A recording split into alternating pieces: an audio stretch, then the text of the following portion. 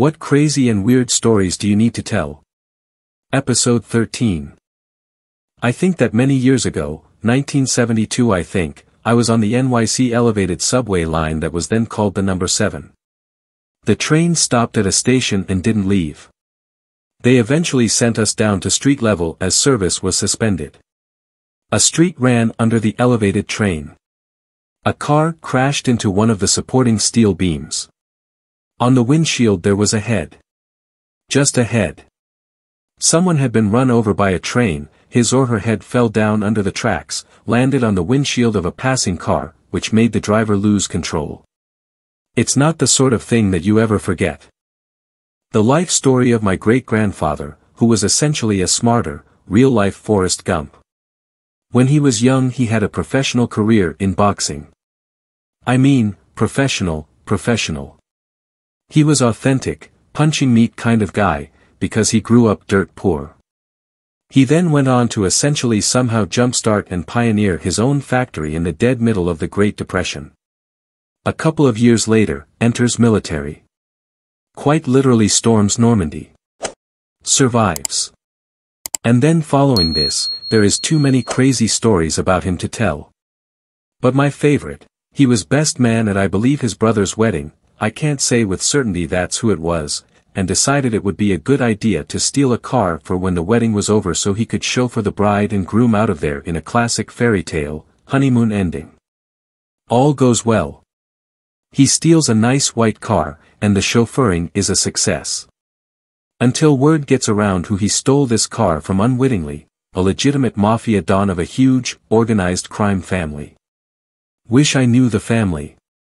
And to this day I have no idea how he managed to live the rest of his life unwhacked, but it should be noted there were several occasions where that came close. As there was one day when he was just walking the street, some guy was specifically following him, eventually joined by another, and he managed to lose him when he noticed what was possibly happening.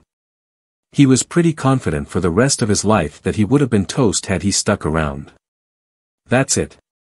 There's way more to tell, but I think these are some of the highlights. My grandfather is responsible for a UFO sighting that's still occasionally talked about to this day. Alright. So, the year is 1966.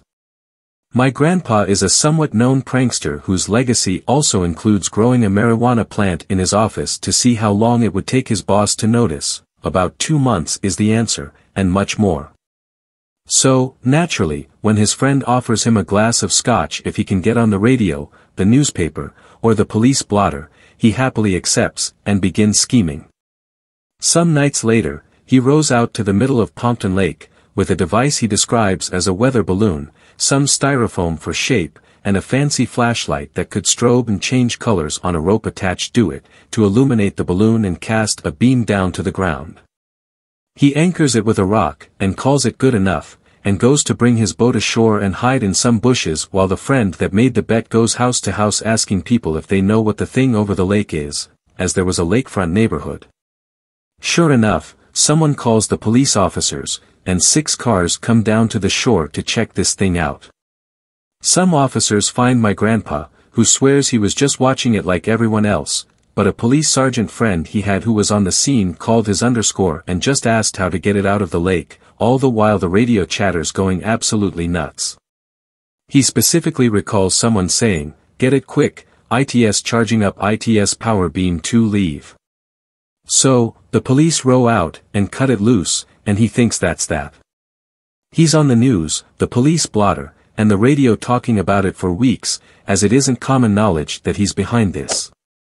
He never thought much of it until I bothered Googling, Pompton Lake Pseudo 1966. Evidently after the police cut it loose, they drifted over to the Wanacue Reservoir, unless someone else pulled a copycat stunt that same year, because a lot of the descriptions of the Wanacue UFO sound a hell of a lot like his weather balloon.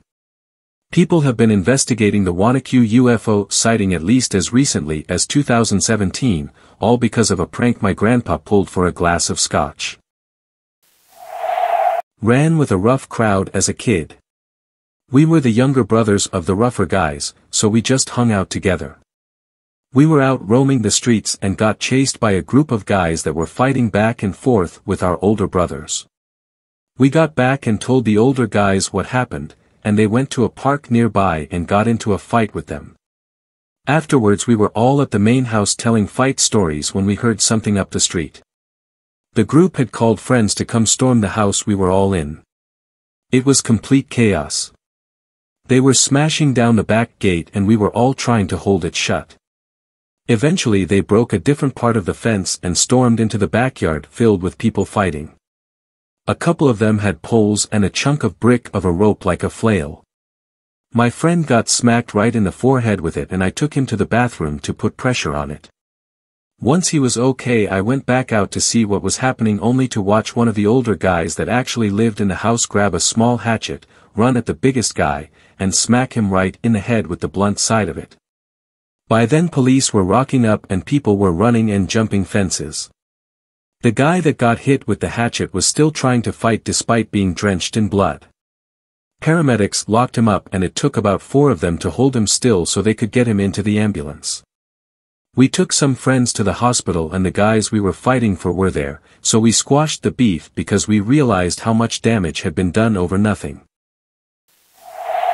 I have been considering telling this story for years but haven't gotten around to it. Strap in because it will be a long one. So, when I was in my final year of high school, my relationship with my ex was disintegrating. He was emotionally abusive, and I was starting to see through the lies and everything he would do to manipulate me. Well, a mutual friend of ours was going through a though time and dealing with some stuff, and being the caring person I am, I was there for support and talked to them and we became closer, and they started tutoring me in chemistry which I was struggling with, and we spent time together after school because of this. My ex had a massive issue with this because said friend happened to have a stick. This was despite most of our friend group being guys, and he is having no issues with any of them, including a close friend of mine. Later found out it was because he never saw any of them as a threat.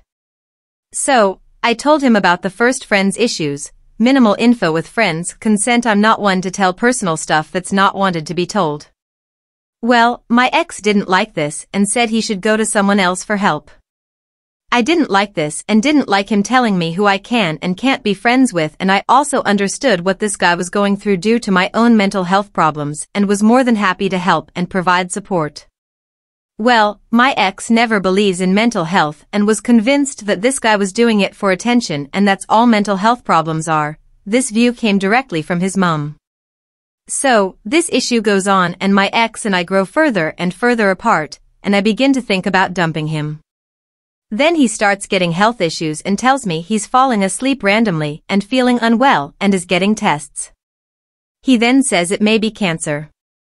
So, I put plans on hold to dump him because I don't want to be the person who dumps the guy who's getting tested for cancer, and I'm still not 100% sure of dumping him because I still love him a bit and I'm still not aware fully of the emotional abuse. Then he tells me I can't talk about cancer with his family while his grandma is visiting from NZ because she doesn't know, and he wants to ignore it until he has proper results. This rings some alarm bells, but I agree and worry with him still and wait for results. He acts like he's cancer for a little bit, but the relationship breaks down more and I grow closer to the friend I'm supporting and fall for him, and we end up kissing, which makes me feel insanely guilty. A couple of weeks later we are still dating, and I go to my ex's house, and I haven't told him yet but it's eating me alive, but I wanted to make a choice before telling him as I'm torn between the guys. While I'm there I realize I have no feelings to tell him everything and we end up breaking up. Well, everything ends up coming out over the next couple of weeks, and find out the narcolepsy was him faking it, even him passing out while I'm at his place to make it more real. The cancer was weird because he wanted the attention I was giving the friend, and he sees no difference between faking cancer and mental illness, which he thinks is fake in general. This is when the real manipulation begins. He then tells me he's depressed since the breakup and tried to keep me his friend by saying he'll kill himself and blame me directly in his suicide note if I don't stay friends with him. This is after him telling me mental illness is something faked for attention and him telling me directly not to get help when I think I need it. I try my best to get him help but can't cope, and he refuses to talk to anyone else. This goes on for a couple of months and I start dating the friend during this time after a break between them. This all comes to a head one day when I have a practice exam 'cause it's my final year at school and exams are coming up, and when I get out of it I have a few missed calls and messages from my ex saying he's gonna kill himself, and the final text says he's swallowed a bottle of pills and was sent half an hour ago. Cue me panicking and calling his mom and sister and sending his sister a message saying what he's told me with no answers. I'm in tears and my now BF and his friend take me to one of our teacher's offices as I'm shaking and sobbing, and we tell her what he sent and showed her the messages, and she calls his home. His mom answers, checks on him, and he's in his room fine, playing WoW like nothing happened. I am beyond pissed knowing he couldn't have taken as many pills as he had and be fine. He messages me saying he changed his mind just after taking them and made himself throw them all up, which I know is BS, and he claimed he didn't tell anyone when he did it because he didn't want to worry him. So, his family think I'm crazy after that, and the teacher is a bit suspicious, and I break down and tell her everything. I know I should have gone to someone sooner, but he said he would kill himself if I did, and I didn't want to risk that. The teacher calms me down and tells me to go through our message history and bring her everything to school on Monday. It's Friday, and we will work it out. And says if he tries to message me again to let her know. So, I ignore him all weekend and on Monday go with printouts of the messages and sort it out, and he ends up leaving me alone after this. I also started to find out he was spreading lies about me to people at school, saying I'd been sleeping with his best friend behind his back. The friend and I had only kissed once before I broke up with my ex, and they were barely friends, so everyone thought he meant someone else. After months of damage from him, including nightly panic attacks from the constant threat of him committing suicide, I start to heal and soon enough finish high school, and haven't seen him really since, other than a mutual friend's engagement party where I ignored him. Also, this does have a happy conclusion as the friend I kissed, and I have been together now for almost 5 years and got engaged recently. He's an amazing guy and all I ever wanted, and it was worth going through this hell to get him. It showed us who our real friends were too, because a lot of fake ones left me for the ex despite me telling some of them that he had done. TLDR gets jealous I'm helping a mutual friend who has mental health issues, so faked cancer, because it's the same as mental illness is fake anyway. This doesn't work and I dump him anyway, so he fakes mental illness and a suicide attempt to keep manipulating me. Now I am engaged to a mutual friend, and we've been together almost 5 years. One time I was downtown in my city walking home and was stopped at a traffic light waiting for the walk sign to illuminate. As I stood there, a man approached me with a bag slung over his shoulder. He was really sweaty and seemed excited. He got my attention and opened the bag and said he had just found it on the ground. What did I see in the bag? About $10,000 in cash. He told me he was so excited he needed to tell somebody, and he thought I looked trustworthy. Then, he just biked away. End of interaction. I think I stood there for a couple minutes in complete disbelief before I continued my walk home. I accidentally uncovered my uncle's cheating and his mystery love child. I met some random girl in a club. We were chit-chatting about where she was from, which ironically is where my family is from. After a few minutes we realized we were second cousins. So, I hit up my cousin on Facebook mentioning how I met her sister in a club in Japan. My cousin kept insisting she didn't have a sister in Japan. Anyways, long story short, I met my uncle's love child and uncovered that he cheated on my aunt during their 3rd year of marriage. It was a huge scandal. I sometimes have trouble with my internet and TV provider, what means there are connection issues like a brief time ago until today because we had 2 power failures last week in our town. That caused a cable or so to crash. Well, this story takes place a few years ago on the 31st of December.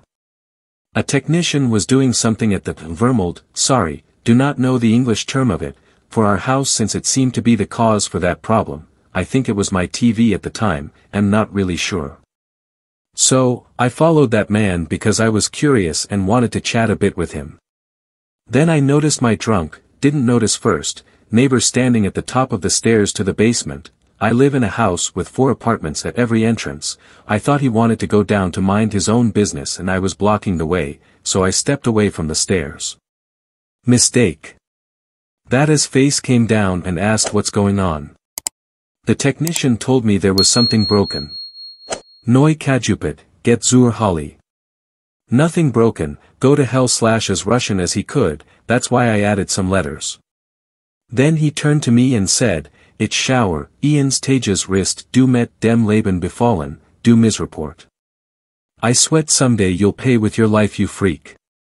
And spat in my direction. I was shocked. The technician was furious. He was gone and later came back incredibly angry and told me to call the police. Which I did. Because he couldn't wait, the technician left his number and name so I could give them a witness for my story. I also filed a complaint to our landlords. The end of that story. The police stopped investigating because it was a minor case, and my neighbor was invited from our landlords to take position to that. He was told to keep quiet, and I walked around with a knife for a while until I was told that's a bad idea because he maybe could have taken it from me if it ever would go that far, what it fortunately never did. Since then, we earn weird looks from him, or he ignores us. But every time I have trouble with my connection and a technician has to come, my heart sinks a bit because I always fear my neighbor will do that again because he is very lonely and drinks much, mostly to Christmas or other holidays. Then you can smell the alcohol through his door, and we unfortunately did not have a good start as neighbors. But that's another long story. So, why the? Because today that same technician came to me, and we both immediately remembered that story. Never see a technician leave our house so quickly after work was done. This happened in early December 2012. One of my roommates was in the Netherlands for the semester and I went to visit for a couple of days. We decided it'd be cool to spend a night in Amsterdam so we could do the evening guided tour, and that's what we did the day after I got there. We were at the meeting point with around a dozen fellow Spaniards waiting for our tour guide, and that's when we met Carlos. I can't remember his name, but Carlos is a fair guess. Carlos was a skinny Colombian guy that had been living in Amsterdam for quite a few years, and he knew a futon about history.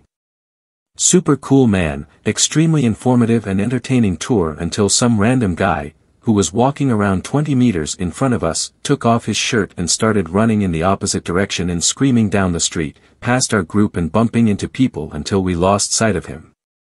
We were all giggling and wondering what had just happened.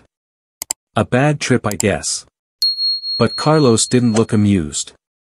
He went silent for a couple of minutes and then said, "You may not notice, but that is a sneak peek of what's going to happen on the 21st. This is the end of the tour. I hope you enjoyed it." He proceeded to walk in absolute silence to the starting point of the tour, and we, me and my friend, headed in that same direction since our hotel was over there. We'd walked for about 300 m when he turned to us and asked if he could help us with anything. My friend asked him, "What did you mean by that? This is what's going to happen on the 21st. Carlos proceeded to give us a lecture in the middle of the street about the end of the world, aliens controlling cities, good factions losing control over important galactic portals, bad alien factions gaining control over some countries. He then rolled his sleeves, and he had a bunch of galaxies tattooed on his arms and started to make connections between the portals that would open on the 21st of December. I guessed he noticed we were paying attention to his explanations, so he decided to take off his shirt, in December, in Amsterdam, in the middle of the street, to reveal his whole torso was tattooed with maps of galactical connections, portals and numbers we did not understand. We told him it might be a bit too cold to continue that conversation outdoors, especially now that he was half naked, so we suggested we went grab a beer so he could tell us more. Believe it or not, that 30-minute lecture had been quite interesting, but he declined with a, "No, sorry, I don't drink." We told him he could always have a coffee and smoke with us, we were tourists in Amsterdam after all, sorry Dutch people, but he said, "No, sorry, I don't do drugs anymore." And that's when most of his story started to make sense. I was out on a long bike ride that passed through several towns I had never been to before. As I was approaching one town, a guy in a car passing by leaned out his window and yelled, "You psychopath."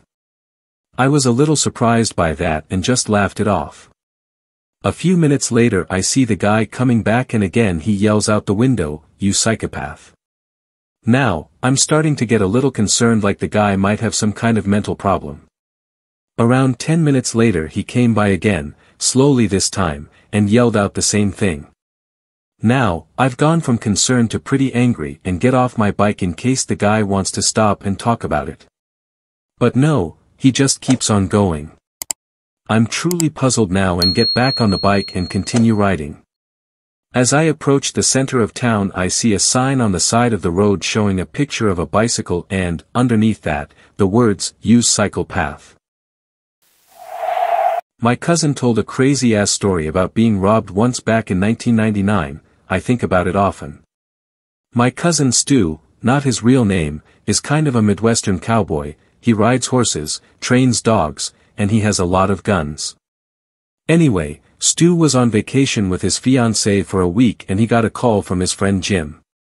Jim and his girlfriend got into a huge fight and Jim needed a place to sleep for a few days.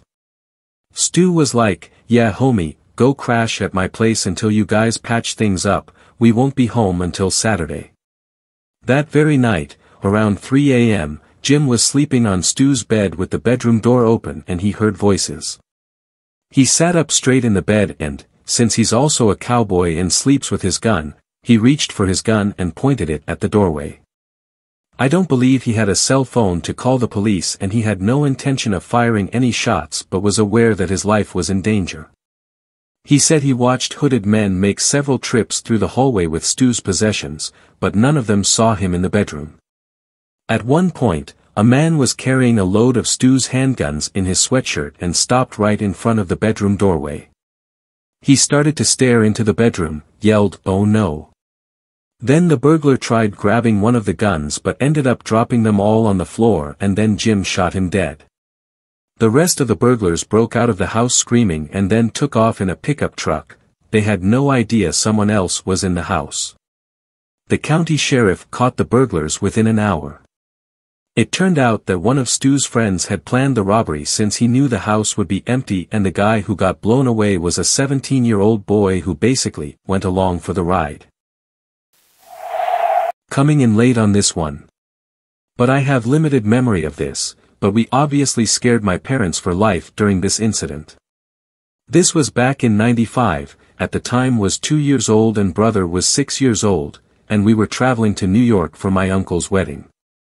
We had a stopover in either South Korea or in Singapore, we had just got through security and my parents apparently turned around and both of us little sheets weren't anywhere to be found. Mind you we had a couple of hours till your next flight but those went by pretty quick, my parents went on a frantic search all through the airport. After over an hour of searching asking people who had limited English to find a red-headed little girl and boy, they finally found us. We had gone up 4 levels in the airport and were sitting on bar stools getting free drinks and candy and were surrounded by people who were fascinated by us apparently. My dad never added a detail whether we got our asses kicked or not, but he said he had trouble because he was impressed at the same time and found it hilarious. But thinking back it's kind of lucky considering it could have been much worse. This is the story of probably my biggest regret in life. I stopped at a convenience store at night, and in addition to the cashier there was a really big man and what appeared to be his girlfriend. She was dressed in lingerie. I figured it was some weird thing by an exhibitionist couple, so I just did my best to ignore them. The woman at one point came up to me and started whispering something but I ignored her because I thought they were both a little weird and didn't want to engage with them. Afterward I pieced together what I'd seen and heard, and I'm now somewhat certain this woman had been kidnapped and was trying to signal me to help her. What she said to me was, "Can you help me?" I like to call this baby the date from hell. SOOO, my current boyfriend and I had been dating for maybe a month. He picks me up for a date, and we go to Carabas for dinner. I order seafood pasta. Everything's great, we finish eating and then we go to the movies. We saw La La Land, which was awesome, and about 5 minutes before the movie ended, I got this feeling in my belly. I knew it was bad, but I decided I could wait until the movie was over to go to the bathroom. The feeling gets worse and worse, And once the credits finally roll, we walk out of the theater, and I mumble that I need to pee and run to the bathroom. I go up to the sink and look at myself in the mirror, then I projectile vomit all over the mirror. I gasped, then proceeded vomit more into the sink. I take a deep breath and hurry into one of the stalls and projectile vomit all over the walls of the stall. Then I hear the door open, and a woman says, "Oh my God," and leaves the restroom. I try to compose myself, clean up a little, and then I go back to my boyfriend. He asked me if I wanted to come over to his apartment, for the first time, so of course I said yes, then asked for some gum. We get to his apartment, and he warns me that it may be a little messy. He opens the door, and his dog destroyed a potted plant, so there's literally dirt everywhere. We clean it up, and then go to his room to watch Finding Dory. Again, everything's great, until I get that feeling in my tummy. Round 2. So, I run to the bathroom and throw up next to the toilet, and then I start panicking, trying to clean my vomit off the ground, wondering if he can hear any of this. I again managed to compose myself, and we finished the movie and went to sleep. 6 a.m. came, and we awoke to the sound of retching. My boyfriend's dog is vomiting on the ground, and I'm like, "You too, buddy?" And then my boyfriend cleans it up and we go back to sleep. I'm thankful that this hellish night is over. Next morning, we're getting a little frisky. D on the do when all of a sudden my boyfriend lets out a little scream. We stop, and he's like, "I need to go to the hospital," and I'm like, "Manoa, you're fine," and he's like, "No, I have to go to the hospital right now." Solo he drives me back to my dorm, then drives himself to the ER, and I'm just sitting there thinking, well, he's never talking to me again, and well, long story short, I fractured his penis with my ass. It was purple and he couldn't use it for a month. But 2 years later we still going strong. Solo, it's all good, I guess. LMAO. A few years ago, I was in downtown DC hanging out with friends and drinking. Around 1 or 2 a.m. or so I gave up and left my friends behind and took the metro solo back to Virginia since I was too messed up to drive. I was drunk and half passing out and honestly pretty shabbily dressed. I probably looked like I was on my way home from a late-night construction job. At some point a handful of random drunk brothers stumbled onto the fairly busy metro car. I'm guessing they were at a club or bar that had been playing 90s or early 2000s music because one man would not stop singing random pop songs. He was in a super good mood and trying to get other strangers in the subway car to sing along with him, a mix of, "This is funny," and, "This is embarrassing," as they watched their friend drunkenly try to start a sing-along with other passengers. When he got to me he was in the middle of, "I Want It That Way," right at the, "Am I Your Fire" verse, and tried to cue me in. And I prolo wouldn't have jumped in if I hadn't been so drunk, but I was, so I shot up out of my half-stupor and joined in. Did I mention I have a vocal performance degree? Yes, opera is mostly what I was singing at the time, but I was a good singer, and I knew that song like the back street of my hand. So, imagine being on a train and watching this drunk man wake a drunk stranger up for a sing-along, only to have the stranger join in flawlessly and nail the stuff out of it. People legit started nodding and clapping along. We sang a few more songs, then the brothers got off at their stop and I never saw them again. It was the most perfect moment in my life and none of my friends saw it and I will never recapture its perfection. But I have a good half memory of it. So, I'd just gone through my first ever layoff, and I was at home about to take a pre-employment typing test when a neighbor came into my house and burst into the room in a panic. Don't worry, I started locking doors after this. This lady is an ex-stripper with some probably undiagnosed mental issues but definitely had a substance abuse issue, alcohol, various drugs. It took a while, but I eventually got her to tell me what happened. Apparently, she had been making out with her boyfriend on the couch and, sometime later, discovered that their friend, who was on the other side of the couch, had died at some point. She wouldn't let me phone the police officers, naturally, and only gave my phone back when I told her I was going to call my father, instead. He did the right thing and tried to phone the police, getting transferred to a bunch of different jurisdictions since he was driving at the time, while I tried to calm this woman down. She wanted me to fix the guy because she figured that my first aid training somehow qualified me to fix a dead junkie. She wouldn't shut up and she wouldn't leave, so I said fine, went over to their house and, man was obviously, irretrievably dead, just by sight, blood had started to pool in his body. Put it another way, and anyone that's seen a dead body that wasn't also dolled up by a skilled death industry worker knows what I'm talking about. Livor mortis. So, this lady and her boyfriend wouldn't shut up. So, I demonstrated by checking for a pulse in a dead man that I knew wasn't just going to get back up. Guy was noticeably cooler than he should have been, obviously well beyond my abilities. So, I showed them where I touched to find the no pulse, no blood flowing back to the area I pressed, obviously no pulse. So that was fun. I learned what junkies do with their fallen comrades that day. Basically, clean it up and then jet. I call my dad back, he tells me that the police officers are finally on their way, and I hole myself up in my house waiting for them to arrive. At some point, crazy lady leaves and heads to her ex's house, the same ex that used to beat her. He brings her back at just the right time, as the detective finishes taking my statement. So, it continues and I just kind of give up on the job hunt for the day because my nerves are short. Later that night, I got a knock on the door. It's the ex-husband, and he's asking me for a ride back to his house. I don't know why, I didn't care why, I just know that I don't want him there. I tell him no, he leaves. About 20 minutes later, a police officer knocks on my door asking if I've seen the guy. I said yes, but that I didn't let him in and that he left.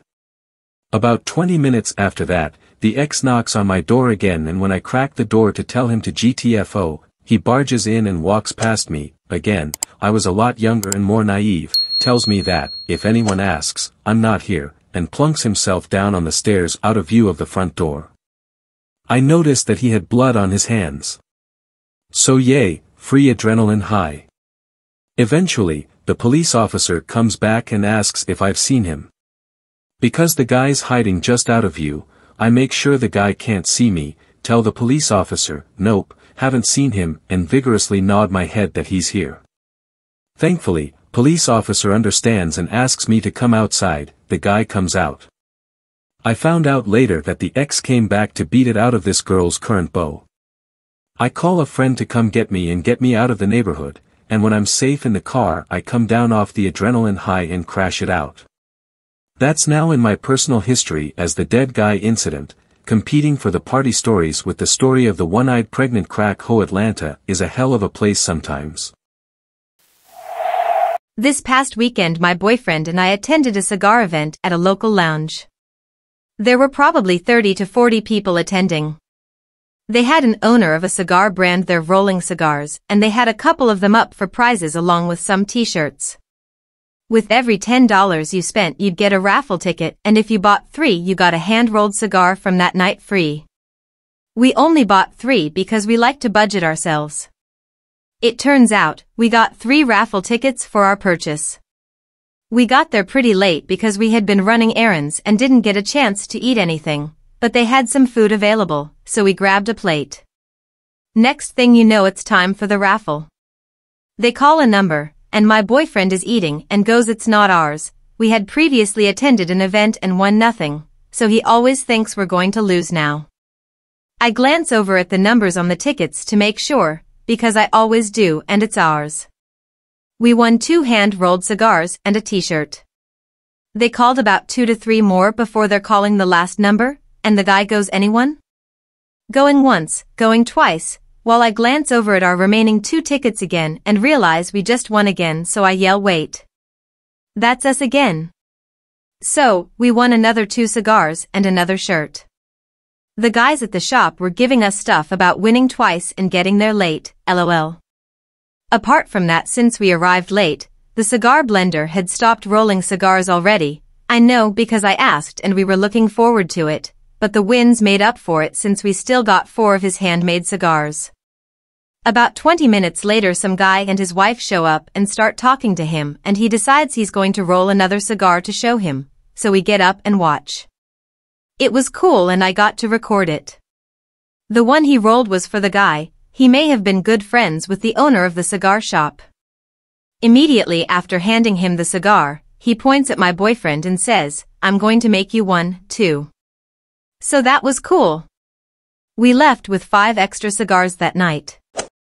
Sorry if it's not crazy enough, but I thought it was pretty cool winning twice with 3 tickets and getting a cigar rolled especially for us by an expert cigar blender. I was in Boy Scouts for most of my life, starting when I was 5 as a Cub Scout and ending at 15 after getting my Eagle and 3 Palm medals. When I was 14, just after getting my Eagle, I decided to take part in some of the more difficult activities at the annual summer camp known as Camp Geronimo. One of these activities was a solo hike up the side of a nearby mountain overnight. I started my hike on the west end of the camp, where older sites that weren't used by troops anymore were rotting and falling ever further into disrepair. One of the scoutmasters and the patrol I lead saw me off, handing me a long-distance radio so I could keep in contact if anything went wrong, foreshadowing. As the sun set, I was halfway to the point where I would set up a small camp, make dinner, and sleep until just before sunrise. I made it to the site at around 8 and used a small backpacking stove to make a pot of ramen before setting up my hammock and going to bed. I have no idea how long I had been asleep. It was still dark out, and everything was silent. Except for a deep, throaty growl just below me. I leaned my head over the side of the hammock and looked down. The hammock was high enough that I had to climb up a few branches to get to it, to see the outline of a mountain lion staring up at me. I froze and stopped breathing, staring at the massive cat, and hoping it wouldn't bound up the tree to tear me to shreds. Minutes passed, though they felt like hours, and finally the lion darted away. I didn't sleep for the rest of the night, and in the morning I called for the scoutmaster on the radio to let him know there was a predator in the area.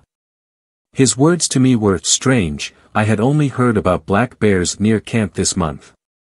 Needless to say, I never went anywhere alone again that summer.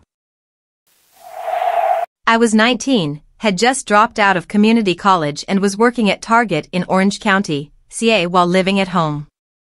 I had just finished eating at Baja Fresh around 4 p.m. after an early shift at work. On the way to my car, this woman approaches me. She seemed really normal at first. She looked 30-something, fit and cute, dressed well but casually, a t-shirt stylishly half-tucked into a pair of white short shorts, with a shopping bag in hand. She looked like a typical well-to-do, stay-at-home wife that I would help at work. I couldn't imagine why she wanted to talk to me, looking tired and frumpy in Target uniform, probably sporting a grease stain from lunch. Anyway, she says something like, "Hey, I'm sorry to bother you, but would you be willing to give me a ride?" My boyfriend and I got in a fight, and he took off. I was super skeptical at first. Something about it just didn't add up. Like, why didn't she just call a friend or a cab? This was back when everyone had a flip phone. But she was attractive, so I went with it. We drive about 10 minutes into the hills toward a more expensive neighborhood. She made small talk, asking me about myself, complimenting me for keeping my car clean, saying that she's never had to do something like this before, complaining about her boyfriend, and repeating how much she appreciated my help. When we get into the neighborhood, she doesn't seem to know where she's going. She's still giving directions, but it feels like she's winging it. She explains that I can't drop her off at her boyfriend's house or he'll freak, so I'm taking her to a park behind his place instead. We get there, and I park where she says, but she doesn't get out. She starts awkwardly thanking me for the ride and doing this fake, shy girl thing with her face. Being beta at this point in my life, I only smile awkwardly. Eventually, she puts her hand on my leg and starts rubbing my thigh. All the time, she's telling me how thankful she is for riding. I say something dumb like, "Are you sure you want to do this?" She doesn't respond at all, but unzips my khakis and starts jerking me off. I found some courage and started fingering her under her shorts. Things continue like this until eventually she stops and reaches down into her shopping bag. This is where it gets weird and less like porn.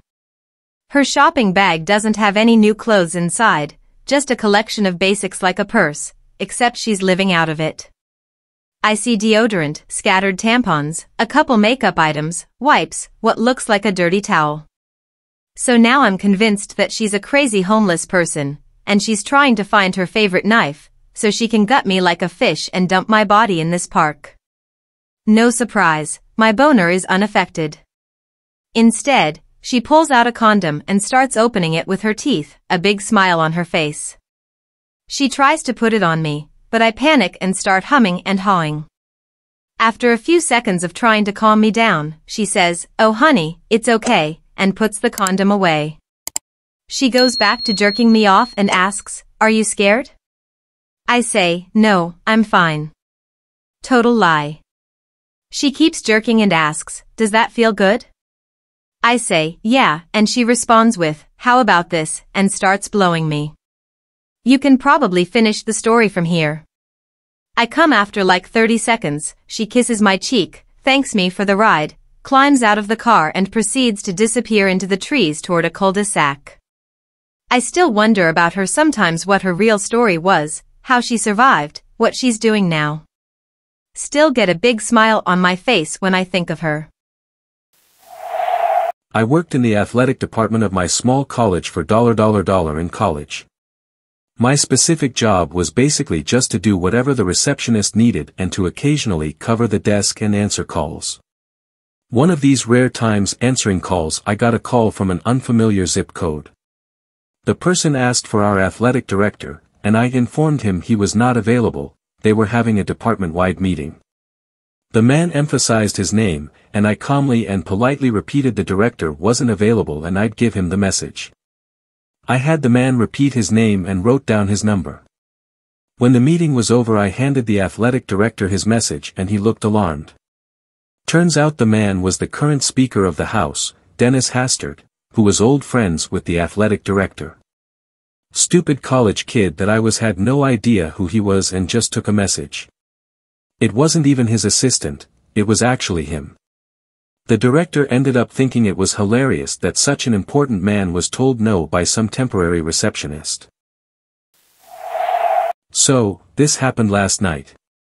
Pre-TL, Dr. in NYC for business, ended up as a witness to a domestic assault in my hotel, tailed the abuser.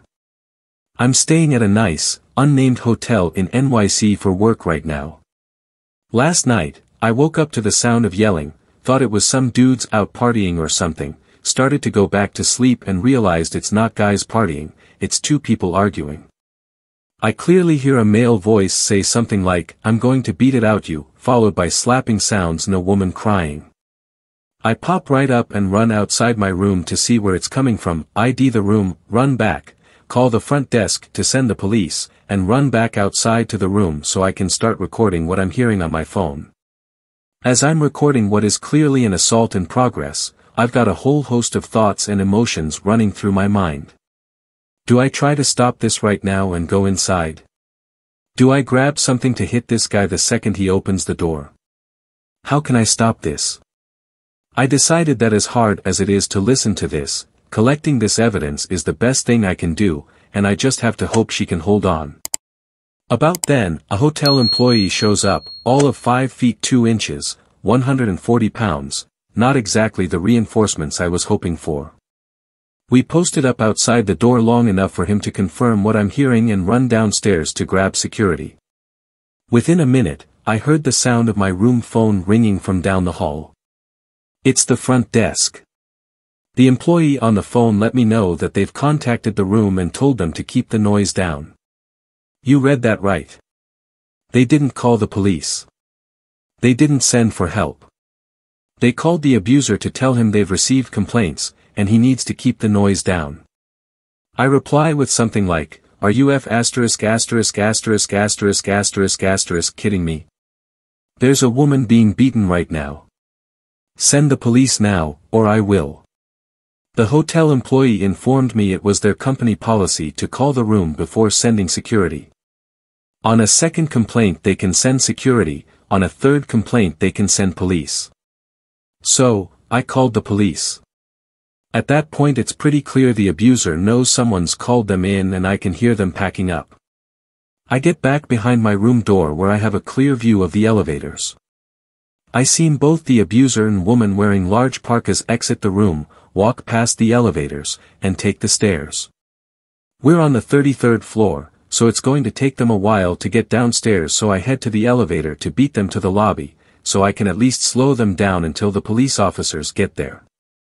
This guy is not getting away. So, I hop in the elevator to the 33rd floor and it stops on the 31st. The doors open and it's them. I am now sharing an elevator with the guy I just called the police officers on. The doors close, the elevator starts to drop, and I'm hoping I can slow this guy down enough in the lobby until help arrives. After an eternity of an elevator ride, we reach the lobby, the doors open up, and I see them. About a dozen NYPD officers are waiting at the base of the elevator. That's him, that's the guy, that's the F*** guy. The NYPD officers look at me, look at the guy, and it's over. Man had his hand on the door, 2 steps away from getting away with it, and they had him. I never get a great look at her, but it was pretty clear she was in rough shape. I assume he had made her leave with her so she couldn't report anything. I don't know if she'll want to prosecute or not, but she may not have to with the evidence recorded on video. Who knows how long she's been having to go through that for, but I hope this morning she got to feel something better. And no one should ever have to be in that situation, and I hope she got to wake up this morning feeling safe. During high school, a girl wanted to come over and hang out with me since I could always get alcohol. I've never hung out with her alone, but she was always with a group of friends I had. So, she was like a mutual friend, I guess. So, one night she came over and she pulled out a water bottle of straight vodka she stole from her dad. She chugged the whole thing in one drink. She drinks that on top of what we had drunk together. This girl has never been drunk before. My bedroom is at the very back of the house and I grew up with grandparents that never really checked in on me. It starts hitting her. She's getting silly. It's all fun at first. Then she starts needing to pee and I think I can't walk her past my grandparents. I make her do like a sobriety test, like when you get pulled over and make her walk a line. She failed it and literally could barely stand. So, I pulled out a little trash can for her to pass in. She pulls down her pants and there is a pad in her underwear. I'm thinking, oh hell, I can't do this. Now she's naked and refuses to put clothes on. I'm kind of drunk too, trying to take care of this girl that's just falling all over the place but naked. But I'm like, I need to at least get her underwear on because of her pad. I pull her underwear up and the pad sticks to her leg. I don't want to touch it, of course I felt like I had to. I pull the pad off of her leg and stick it back in her underwear. She starts getting sick, but still she keeps sitting on the trash can peeing, so I handed her a blender to throw up in from making like margaritas. Every so often I open my bedroom window to throw out the vomit from the blender. It's the next day in the morning and she wakes up. The whole bedroom smells awful and she looks awful, so I take her to the shower. She comes back and literally asks me what happened to her tampon. I was like, I don't know. So, me and this girl are looking around everywhere for a tampon. She ends up going home. A little later I'm sitting with my grandparents. I look over and my dog has her tampon. My dog went into my bedroom and found her tampon, brought it to his dog bed in front of everyone and chewed on it like a toy while I sat and hoped nobody noticed. I was trying to come up with a plan to get it out of his mouth without making a scene where my grandparents would ask what it was. I couldn't come up with anything. I sat in silence and watched, like, what do I do? My dog devoured her used tampon.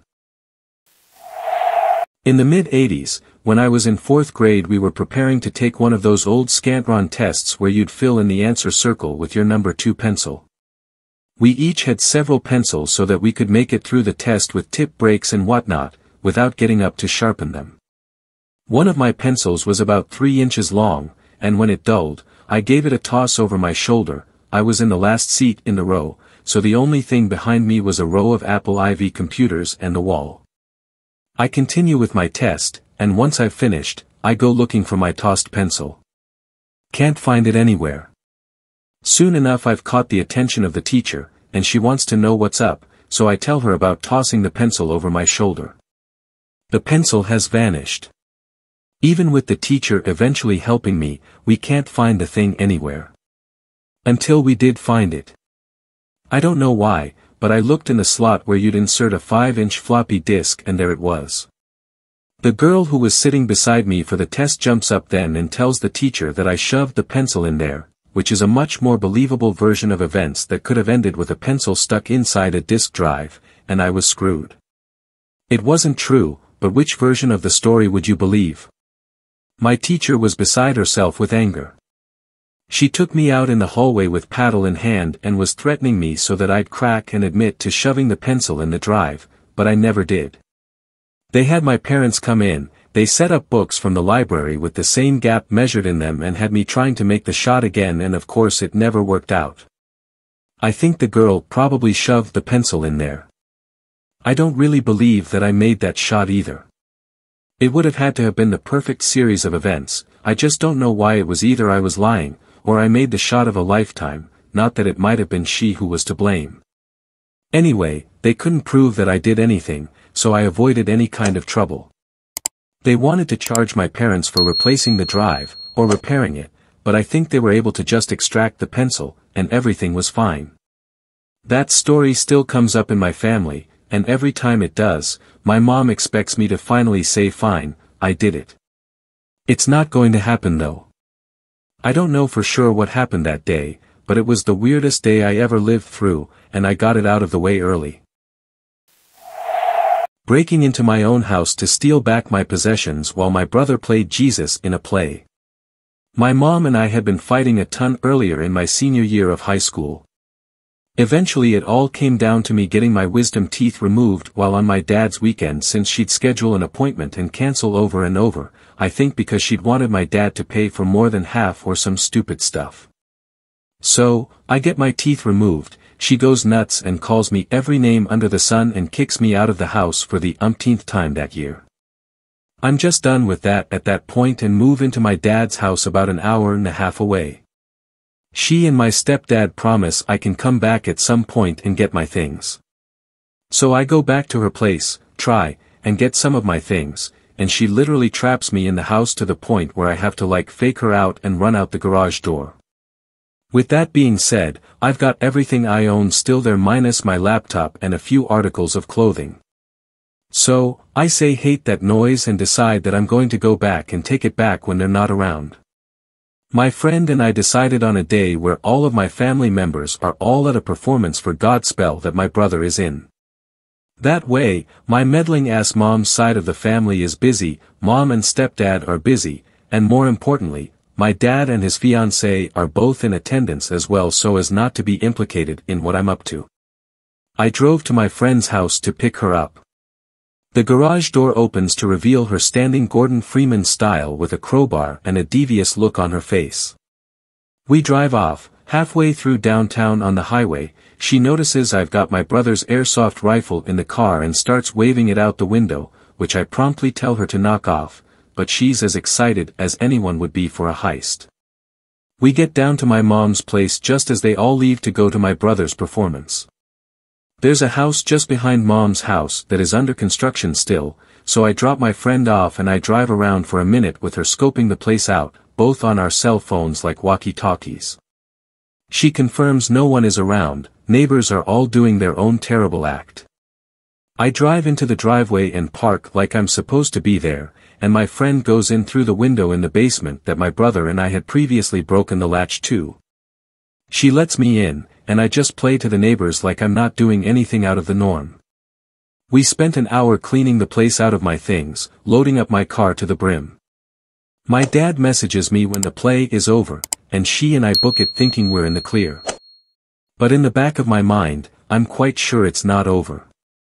Later that night we got a call from some local police. They wanted to tell my whole story act. I explain what happened and they get the gist that there's some stupid domestic dispute going on and lay off of me. Then I heard that apparently a ring had gone missing. I never took the ring, and I mentioned this to my friend thinking my mom was making it up. Nope, my friend took the family heirloom.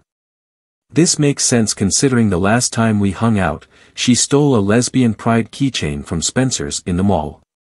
She's a total leg beard edgelord with attention-seeking issues lol, she turns it in, that's all settled. I stopped talking to her ass after that, and the police officers are just like, look, you're a minor and this is kind of weird territory.